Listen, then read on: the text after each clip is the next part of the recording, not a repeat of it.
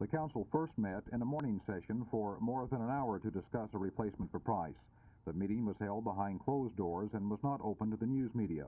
When the doors opened, Mayor Wes Wise was asked by Channel 8 News if the public interest were best served in discussing a new councilman through an open or closed-door meeting. Oh, absolutely closed. There is no doubt in my mind whatsoever that the state law on personnel matters pertain to situations just such as this. For example, when you are discussing the qualifications of individuals and of their individual personalities, backgrounds, actions or inactions they may have done, it would be highly damaging to some on some occasions that these sort of things be released to the general public. It wouldn't be fair to the candidates. When the council met in open session a short time later, a large crowd was on hand, one which overflowed into the hallway. A number of women's groups urged the council to fill the vacancy with a woman. The council was told that with only one female member, it is not representative of the population of Dallas, which was said to be more than 50% women. About 1,000 signatures were presented in behalf of Mrs. Martha Diffee, a Pleasant Grove civic leader and businesswoman. But the council didn't go along with the idea of another female, nor did it go along with the request of Councilman George Allen for a black to fill the vacancy, which became known only after Allen explained he was outvoted in that closed-door meeting earlier in the day. As expected, the council picked Lawrence Ackels to succeed Price. In the last election, Ackels was narrowly defeated by Price, and that seemed to influence the council's final decision. More people in the District 7 area who expressed an interest in this thing is a healthy sign, because as I said before, the saying had been made, and I had heard it frequently before, that you couldn't find a candidate in Pleasant Grove. And actually we came up with about 5 or 6 very able names here. I do most assuredly call on the City Council and for the people of Dallas to rally behind Mr. Ackels.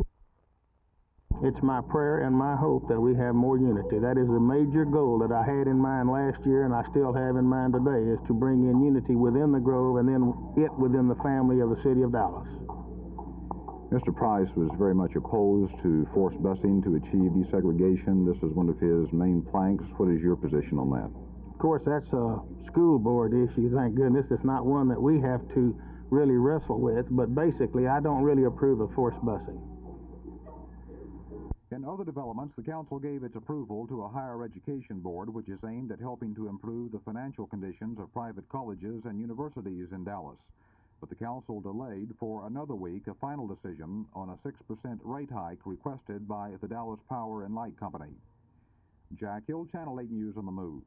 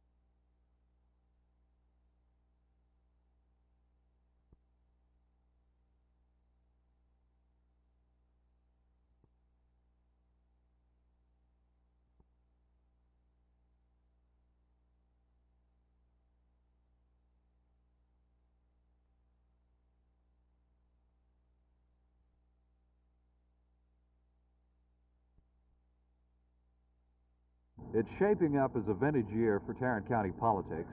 Even a district judge's race is going to be contested, and that, as you may realize, is normally an uncontested position. One significant aspect of this year's primary is on the Republican side of the coin.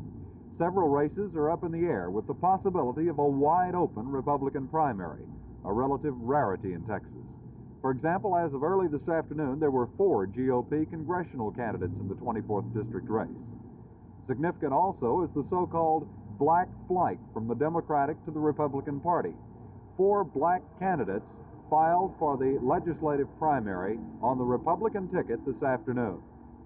With the advancement that we have made in education, economics, and a concern for the oncoming generation that needs a platform of leadership of others who have pioneered, as others races have done, that we feel that we now have an opportunity to not only work for a party, to work within a party.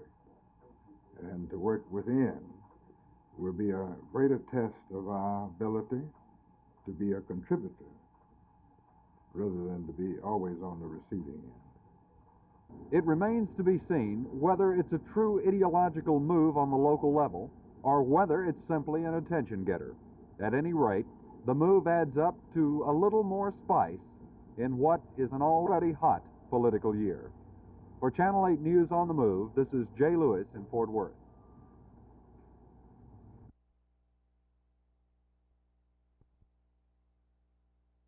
Well, the plan, first of all, comes up with a lot more money being spent for air pollution control in the state of Texas. With this money, they're going to buy manpower, which will help them increase their enforcement efforts. They're going to buy sampling equipment, which will enable them to more fully determine what is in the air in various localities around the state, some in areas where they haven't sampled previously. Would this money come from the state or from the federal government? This calls for money from both sources, increased state money, which is in turn matchable by funds from the federal government.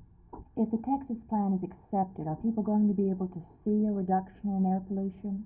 Would it be a visual thing? Yes, it will be, but I must caution that it won't be visible overnight. You have to take time on things like this, and he will see a reduction, but he shouldn't look for it tomorrow. I think here in Dallas we'll see an improvement in the haze, for example, that was hanging over our city last fall quite a good number of days.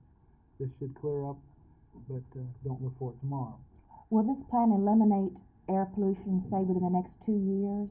Well, this plan addresses itself to achieving the national primary standards by mid-1975. So by that time, we should certainly see a considerable cleanup.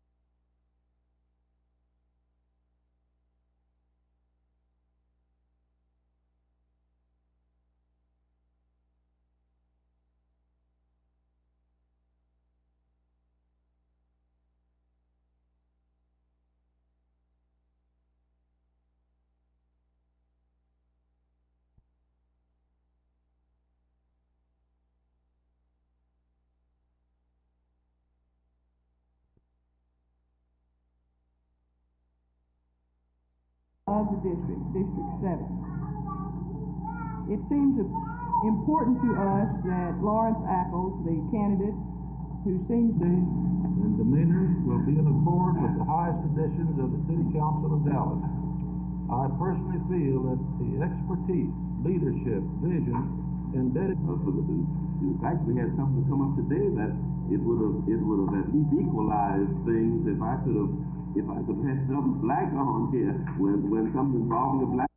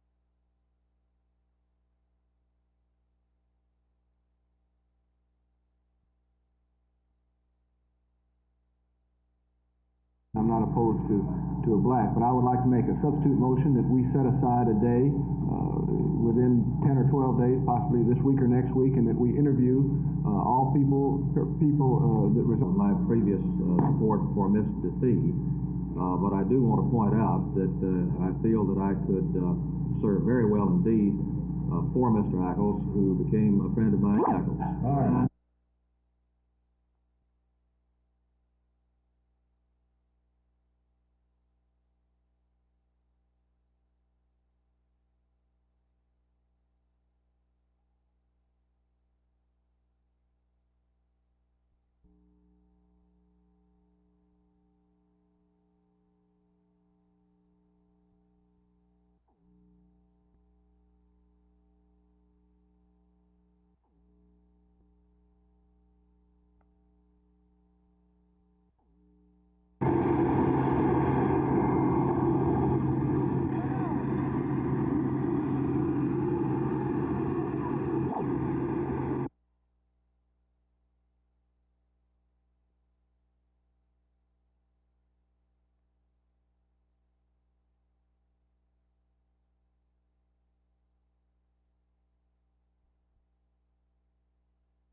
How many years have you been driving for the Dallas Transit System? 30 years, the 13th this coming March. Are you superstitious about that? No, I'm the only one left out of 6 men that started on the 13th. Are you afraid about your flight today? I understand this is your first trip. It's my first trip, but I'm looking forward to it. I've worked hard to earn this safety record to make this trip. Would you feel any safer if you were on a bus? Well, yes, if I was driving.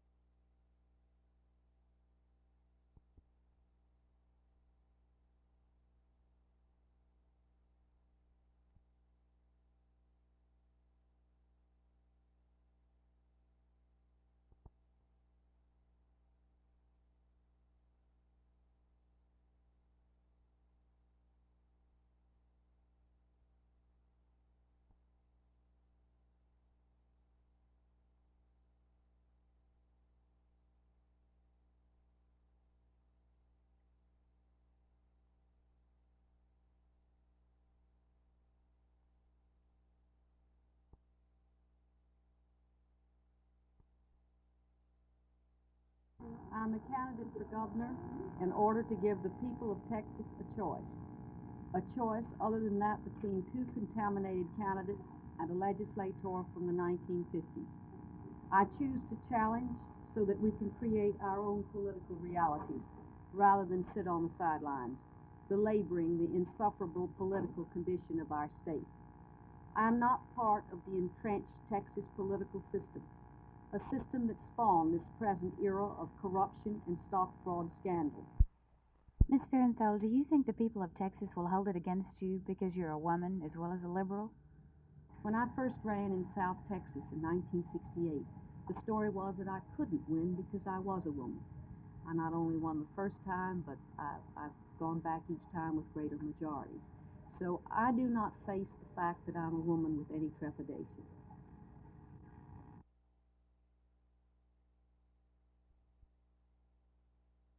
I think this will come across to the voter. I think that the average voter is tired of seeing politicians come along that seek out a forum for their own thoughts. And I think it's time that there is a real representative. Now, I know a lot of the candidates say that they're going to represent the people, but they don't have the background to represent the people. I'm of the people in that district, and that's why I think that I win. I think they'll recognize that.